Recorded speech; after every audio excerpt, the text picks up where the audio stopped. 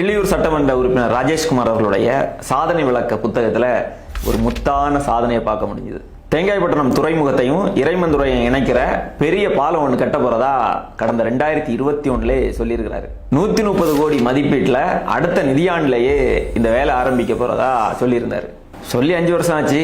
அண்ணன் கட்டின பாலத்தை போய் பார்க்கலாம்னு ஆசையா போனா பாலத்தை காணோம். கரையில் நின்று பார்த்தா தான் தெரியல, கடலுக்குள்ள போய் பார்த்தா தெரியும்னு வள்ளத்தை எடுத்து கடலுக்குள்ள போய் பார்த்தோம். உயர்மட்ட பாலம் ஆனதுனால கொஞ்சம் உயரமா இருக்குமோன்னு அண்ணாந்து பார்த்தோம், அங்கேயும் காணல. ஒருவேளை நீர்மூழ்கி பாலம் ஏதாவது போட்டிருப்பாரோன்னு எட்டி கூட பார்த்தோம், அங்கேயும் காணல. பக்கத்தில் என்ன காங்கிரஸ்காரங்கள்ட்ட கேட்டா அது ஹெலிகாப்டர்ல போய் பார்த்தா தான் தெரியும்னாங்க. சரி, ஹெலிகாப்டர் எடுத்துட்டு போய் பார்க்கலான்னு பார்த்தா அண்ணன் சொன்ன ஹெலிகாப்டர் தளமும் வரல. சரி, அவர் இருந்த பொசிஷன்ல இருந்து பார்த்தா தெரியும்னு அதே போஸ்ட்ல கூட இருந்து பார்த்தோம், ஆனாலும் தெரியல. அதுக்கப்புறம் ஊருக்குள்ள போய் விசாரிச்சு பார்த்தா தான் தெரியுது அண்ணன் இது மாதிரி பல பிட்டு போட்டு அதுக்கு ஒரு புக்கு போட்டிருக்காருன்னு.